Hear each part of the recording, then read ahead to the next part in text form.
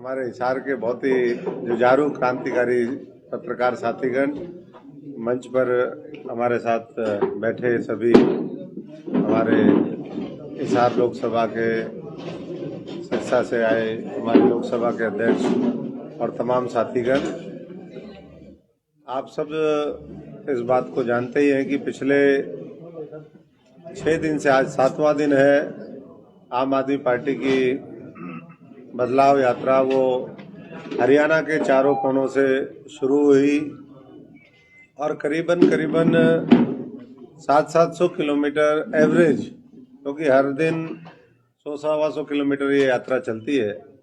अभी तक सभी हमारे चारों जो नेता इसको लीड कर रहे हैं वहाँ से ये शुरू हुई है और आज भी करीबन 100-125 किलोमीटर की यात्रा हम तय करेंगे।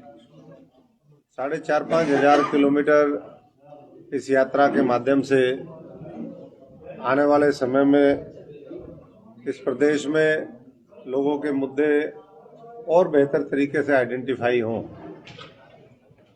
उनकी और मजबूती से आम आदमी पार्टी लड़ाई लड़े, जमीनी स्तर पर संगठन को और मजबूत किया जा सके। 2024 के लोकसभा विधानसभा की तैयारियां भी साथ साथ इस यात्रा के माध्यम से आम आदमी पार्टी लगातार उठा रही है और मैं समझता हूं कि जिस तरीके का रिस्पॉन्स आम आदमी पार्टी को गांवों में, कस्बों में, शहरों में मिल रहा है, उससे हम ये यकीनन कह सकते हैं कि आम आदमी पार्टी 2024 के अंदर मजबूती से जो और दूसरे दल हैं उनसे मुकाबला करेगी, किसी भी दृष्टि से उनसे पीछे नहीं रहेगी। दूसरा, जिस तरीके से हिसार मैं पूरा देख रहा था, कल भी हम गए शहर में, हमने हमारा आजाद नगर से लेकर के आगे गंगवा तक कल हमने पदयात्रा निकाली। आज भी शहर में हमारी पदयात्रा है, वैसे भी आते जाते रहते हैं लगातार। आज शहरों की बहुत बड़ी दुर्दशा है इस हरियाणा के अंदर। भारतीय जनता पार्टी स्वच्छ भारत मिशन और तमाम उन्होंने वो चलाए, हरियाणा से जहाँ से चलाया वहाँ कभी आप जाकर के देख लोगे तो फरीदाबाद से उन्होंने शुरुआत की थी। वहाँ आज भी वैसे ही सुअर लौटते हैं, वैसे ही गंदा पानी आता है, गंदा पानी प्लास्टिक से भरा हुआ है और ऐसा ही अमूमन हर छोटे शहर में, कस्बे में, बड़े शहरों में देखने को मिलेगा। यहाँ भी हिसार में भी हमने वही देखा, ना कूड़े कचरे का प्रबंधन है, धूल मट्टी उड़ती है। एक काम अगर कोई छेड़ दे, छोटा सा कोई गड्ढा बनाना है, वो गड्ढा भरने में कई बार कई साल लग जाते हैं। सरकार तो ये कहती है हम पुराने गड्ढे भर रहे हैं, लेकिन जो खोदते हैं वही उनसे नहीं भरे जाते हैं। तो ऐसे में कभी हमारे सफाई कर्मचारियों को स्ट्राइक पे जाना पड़ता है, कभी किसी कंपनी को जिनको ठेका दिया जाता है वो उनका शोषण करती है। तो तमाम कारणों से शहरों की बदहाली वो साफ दिखाई देती है और हरियाणा के जैसे स्वच्छता अभियान में ये डिक्लेयर करते हैं कि ये शहर अव्वल आए। आज तक हरियाणा का पिछले 10 वर्षों में कोई शहर उसमें स्थान भी नहीं आता है, दूसरे प्रदेशों के शहर आते हैं। स्मार्ट सिटीज का पीछे सर्वे आया था एक, अभी भी 60-70% जो स्मार्ट सिटी इन्होंने कहा था कि 100 हम स्मार्ट सिटी इस देश में बनाएंगे, बाद में कुछ और ऐड किए, उनमें से हरियाणा का कोई स्मार्ट सिटी ना आपने देखा होगा ना हमारे को दिखाई देता है। और ये बात इसलिए कर रहे हैं कि यहाँ स्थानीय निकाय मंत्री यहीं से हैं, तो कम से कम मैं समझता हूँ कि सबसे पहले तो अपने शहर को चमकाएं, फिर हरियाणा के दूसरे शहरों को चमकाएं। और उससे पहले भ्रष्टाचार जो लगातार बढ़ रहा है, नगर निगम, नगर निकाय, नगर परिषद, नगर पालिका, हरियाणा की कोई ऐसी नहीं है जहाँ पर, कल मैं नरवाना से यात्रा शुरू करी थी हमने परसों, और नरवाना में 23 में से 10 जो एमसी हैं वो धरने पे बैठे हैं। अभी मैं देख रहा था हांसी में भी उसी तरीके से भ्रष्टाचार के आरोप खुद एमसी लगा रहे हैं और सरकार कोई कार्रवाई नहीं कर रही है। कई जगह 300-300, 400-400, हजारों करोड़ रुपए के बड़ा अगर शहर है तो ऐसे में कहाँ से इस हरियाणा के शहर चमकेंगे, कहाँ से विकास होगा, किस तरीके से अर्बन इंफ्रास्ट्रक्चर वो इम्प्रूव होगी। कच्ची कॉलोनियां लगातार जो माफिया है वो काटता जा रहा है। तो मैं वैसे तो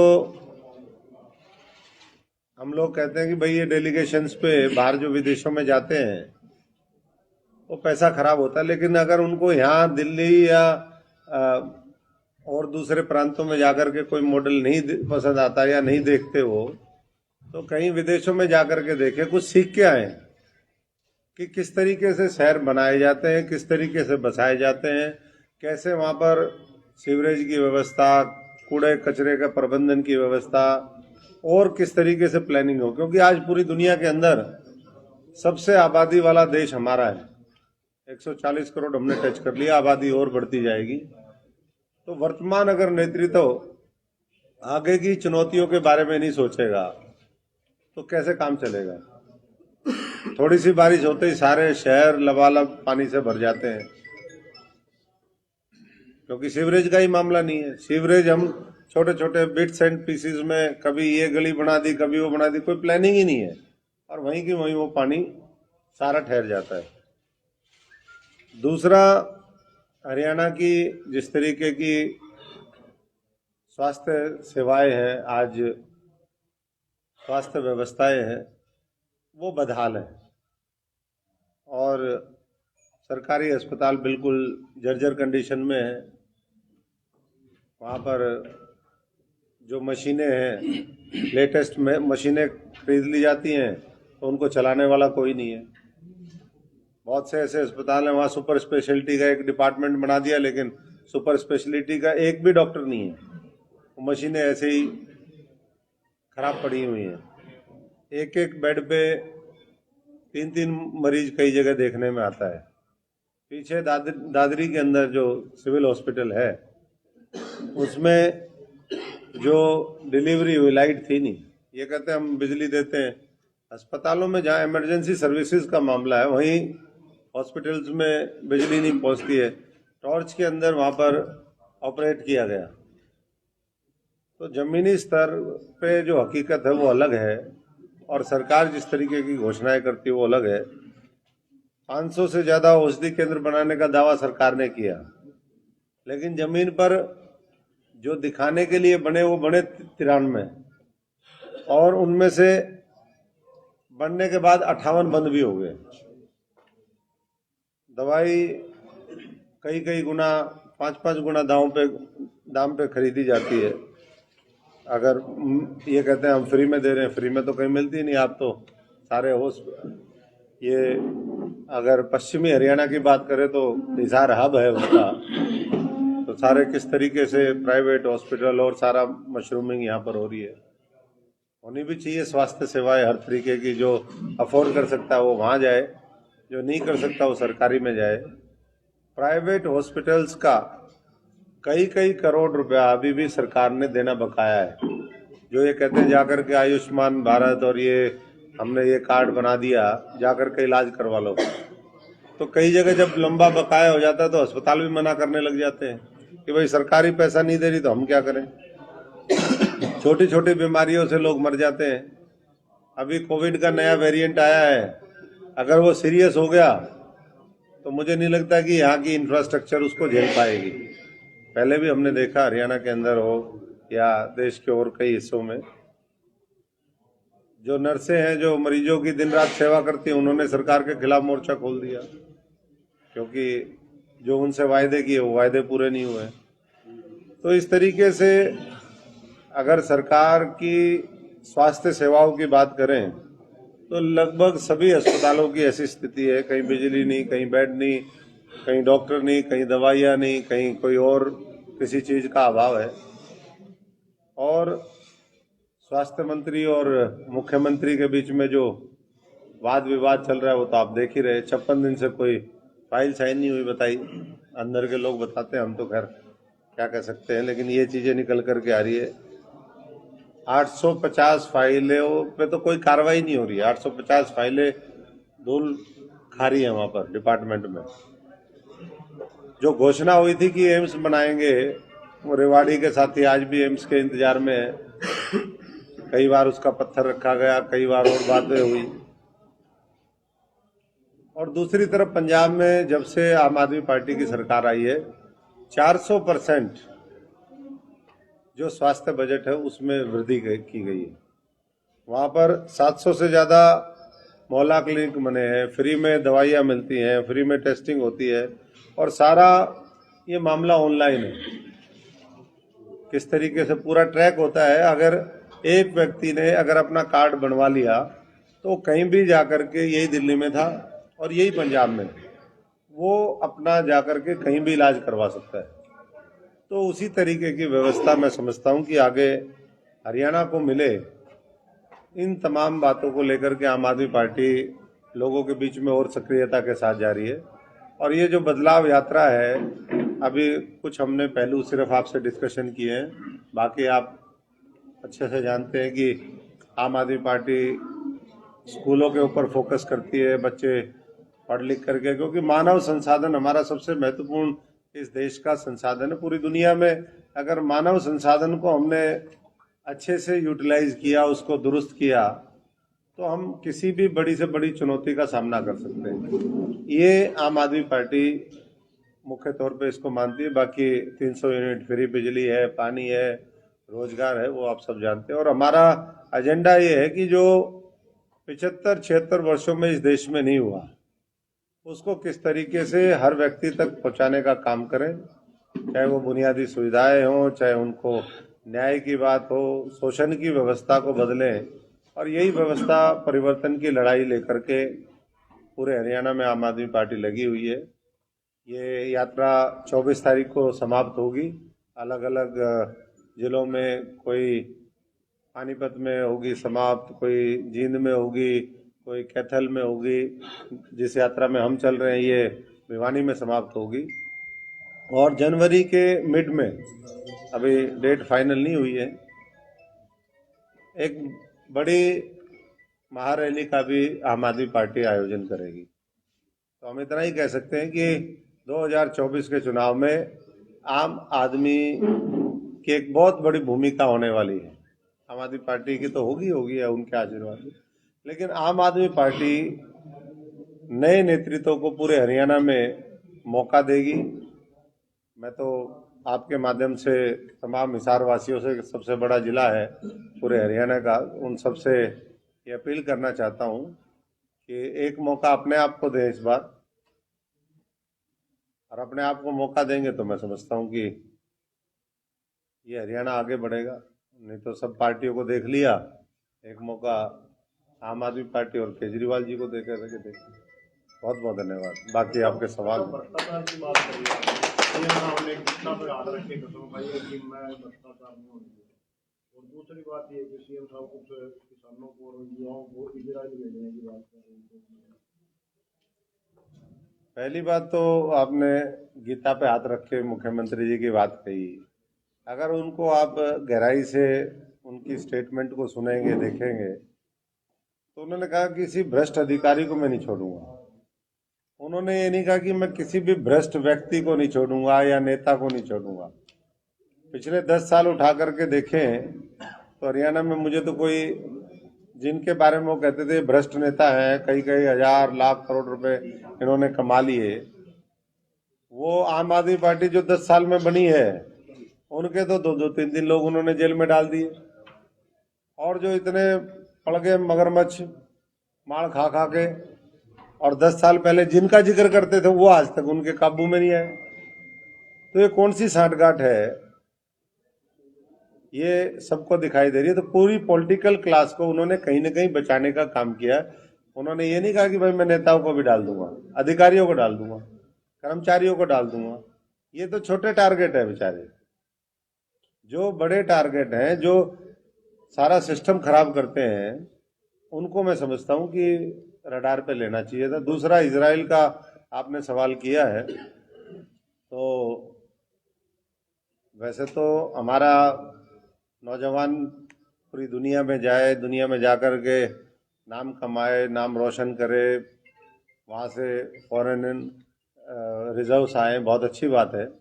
लेकिन मौत के मुंह में इस तरीके से भेजना वो पूरी तरीके से मैं समझता हूँ कि आज की परिस्थिति के हिसाब से नहीं है, क्योंकि वहाँ हमस और उसमें युद्ध छिड़ा हुआ है। ऐसे में जब वहाँ कोई काम करने वाला नहीं मिल रहा तो हरियाणा का नौजवान जाएगा बेचारा, क्योंकि आज यहाँ नशा इतना हो गया है, तो घर वाले भी ये चाहते हैं कि बच्चा बाहर चला जाए। केवल करनाल के अंदर 3000 से ज़्यादा, ये जो डंकी वाला रास्ता है, 3000 से ज़्यादा बच्चे वो गलत तरीके से पैसा खर्च करके 50-50 लाख रुपए वो उस रास्ते से गए हैं। तो ये 10,000 और ये भेज देंगे उनको। तो इस तरीके से मैं तो जो जाने वाले हैं उनको भी ये कहूँगा कि थोड़ा स्थिति को देख करके जाएं और उन देशों में जाएं जहाँ पर ठीक हो। और सबसे बड़ी बात तो हमारे यहाँ स्थानीय, इस देश में ही रोजगार के अवसर मिलने चाहिए, बाहर भेजना क्यों बच्चों को। बड़े नेताओं के भ्रष्टाचार का जिक्र किया आपने, तो आपने कुंडली बना रखी है या बना ली है भ्रष्टाचार के लिए? न, मेरे पास तो सबकी कुंडली कांडली सबकी है, हमारे को तो सबको पता है। यही लोग पता क्या पूरा हरियाणा के सामने सार्वजनिक तौर पे लोग रखते हैं, फिर उसके बाद बंद कर देते हैं उन फाइलों को। डॉक्टर साहब, अभी आप जिक्र कर रहे थे, अभी आपने वक्तव्य दिया कि जो प्रदूषण है, गंदगी है और वो बहुत ज्यादा है। अगर मैं दिल्ली की एयर क्वालिटी इंडेक्स की बात करूं तो पिछले 3 टर्म से आपकी सरकार चल रही है, आपके जो राष्ट्रीय संयोजक है वो वहां मुख्यमंत्री है, वहां पर कितना सुधार हुआ?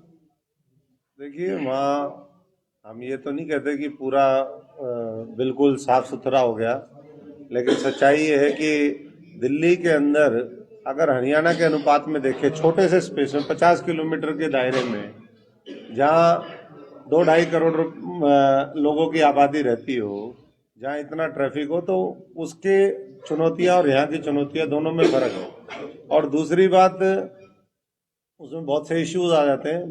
पोल्यूशन दिल्ली को अफेक्ट बाहर का भी करता है, तो ऐसा नहीं कि हरियाणा को नहीं करता, हरियाणा करते हुए। तो हमें प्रदूषण का मामला हो या वातावरण का मामला हो, एनवायरनमेंट की बात हो, ये राजनीतिक विषय है ही नहीं। मैं कई बार देखता हूँ, हम 2015 में एक डेलीगेशन में मैं चाइना गया, बीजिंग में उतरा, तो जब हम मीटिंग माटिंग करके आते थे शाम को, तो ये कॉलर जो होते थे, अगर वाइट शर्ट आपने पहनी है तो काली हो जाती थी। मैं फिर एक डेलीगेशन में गया 2018 में, 4 साल बाद, वो जनवरी में था या नवंबर 2000, ऑलमोस्ट 4 साल बाद गया, तो वहीं की हवा बिल्कुल ठीक होगी, कॉलर उस तरीके से गंदे नहीं होते थे। तो मैंने पूछा किसी से, मैंने कहा भाई ये कैसे चमत्कार हुआ? तो उन्होंने बोला कि जी ऐसे ऐसे हमने जो पॉल्यूशन मेकिंग इंडस्ट्री थी उसको बाहर किया, तो चीज़ें, सारी चीज़ें हो सकती हैं। आज कोई आप में से लंदन में बहुत से साथी गए होंगे, जो थेम्स रिवर है, आज से बहुत साल पहले उसमें गंदा पानी था, आज बिल्कुल साफ पानी चलता है। यूरोप की बहुत सी ऐसी झीलें हैं जिसमें बिल्कुल जहरीला पानी होता था, उन्होंने उसको ठीक किया, आज उसमें से पानी उठा करके आप पी सकते हो। तो सब कुछ संभव है, केवल विल पावर की जरूरत है। और मैं समझता हूँ कि उसमें सबका, जनता का भी सहयोग चाहिए। अगर एक परिवार है, 5 लोग उसमें हैं, एक व्यक्ति सफाई करता रहेगा, कोई लेडीज करे कोई जेंट्स करे, और सारे उसको गंदा करते रहेंगे तो कितना वो होगा। तो दोनों तरफ से बात है, सरकार को अपनी कोशिश करनी चाहिए और लोगों के अंदर भी और जागरूकता के साथ उसको। मैं कल काबरेल गया था, काबरेल के तिराहे पे वहाँ चाय की दुकान है रामफल की, और रामफल की चाय की दुकान के पीछे आपने भी देखा होगा, जो जानते हैं, उधर पूरा प्लास्टिक ही प्लास्टिक पड़ा हुआ है। फिर वो जलता है, वो धुआं तो यहाँ भी हमारे को नुकसान करेगा और वो जा करके दूसरी जगह भी करेगा। तो बहुत से चीजों के ऊपर मैं समझता हूँ कि एक सामूहिक सहमति, एक राय बननी चाहिए कि हमें इस तरीके से काम करना है, और उसके लिए सबके प्रयास होने चाहिए आगे। लोकसभा और राज्यसभा के सांसदों को निष्कासित किया गया, निलंबित किया गया, इस पर आपका क्या कहना है?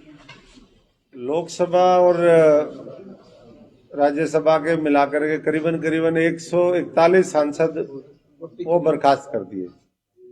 तो ऐसा तो पहले, आज से पहले कभी हुआ नहीं। उसके बाद अभी टीएमसी के एक सांसद का भी बयान आया है कि उसमें जो लीडर ऑफ द हाउस है बीजेपी के राज्यसभा में, उन्होंने कहा कि भाई हम तो सबको निकालने के उसमें हैं, बस थोड़े बहुत छोड़ेंगे ताकि कुछ वो होता रहे, और जरूरत पड़ी तो तुम्हें भी बाहर कर देंगे। तो जो कानून पास करने का जो तरीका है, क्योंकि उनको पता है कि कुछ उसमें भी नंबर चाहिए होता है, तो अगर बर्खास्त कर देंगे तो कोई भी कानून पास कर लो। अगर हाउस की टोटल स्ट्रेंथ देख करके वो होगा तो बहुत से तो अब तो कानून ऐसे ही पास हो रहे हैं। इन राज्यों के जो चुनाव परिणाम आए हैं उसमें इंडिया गठबंधन को हरियाणा में कितना मजबूत माना? नहीं, हरियाणा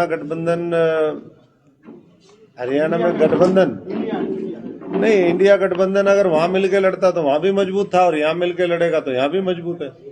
और अगर मिलके नहीं लड़ेगा, वोटें अगर विभाजित होंगी तो कहीं ना कहीं उसका प्रतिकूल असर भी पड़ सकता है। लेकिन आम आदमी पार्टी 10 की 10 लोकसभा और 90 की 90 सीटों पे विधानसभा की तैयारी करने में लगी हुई है, और हमें विश्वास है कि इस बार दिल्ली और पंजाब की तरह जो झाड़ू है उसका जादू हरियाणा में भी चलेगा, और लोग नए विकल्प की जो तलाश में है वो विकल्प आम आदमी पार्टी देगी। तो ये माना जाए कि इंडिया गठबंधन हरियाणा में लागू होगा? नहीं, ये तो अभी बहुत सी चीजें फाइनल होनी है। हरियाणा से कांग्रेस ने, आप उनके स्वर सुनते ही हो, हमने तो कभी ये नहीं कहा, वो जिस तरह की बातें करते हैं तो ये घमंड वाली, अहंकार वाली, और भाई बार बार हार के फिर हारने की तैयारी वाली बातें हैं। कांग्रेस कह देती हम सक्षम है लड़ने में, तो हम कब कह रहे हैं कि आप सक्षम नहीं हो जी लड़ने में? हम तो ये कह रहे हैं आप सक्षम नहीं हो जीतने में। अगर आप सक्षम नहीं हो जीतने में तो किसी की मदद लो, मिल करके वो करो, और नहीं तो भाई जनता तय करेगी। एक गुट तो इंडिया गठबंधन राज्य होगा, दूसरा गुट जो है वो कह रहे हम सक्षम। अब इन गुटों को तो मैं सबको ही जानता हूँ, ये कब कहाँ कौन पलटी मार जाए, इनके सबके अपने व्यक्तिगत स्वार्थ भी होते हैं। और आजकल एसआर के ज्यादा प्रचलित है। नहीं, मैं वही कह रहा हूँ, कौन कहाँ पर पलटी मार जाता है कुछ नहीं पता। बाहर दिखाने के लिए कुछ करते हैं और अंदर फिर दूसरे तरीके से ऑपरेट करते हैं। लेकिन ये सच्चाई है कि अगर गठबंधन मिलकर के लड़ता है, इंडिया गठबंधन, तो दिल्ली, पंजाब, हरियाणा और चंडीगढ़, ये 31 सीटें बनती हैं। ये इसमें से मेजॉरिटी सीट्स इंडिया गठबंधन की होंगी।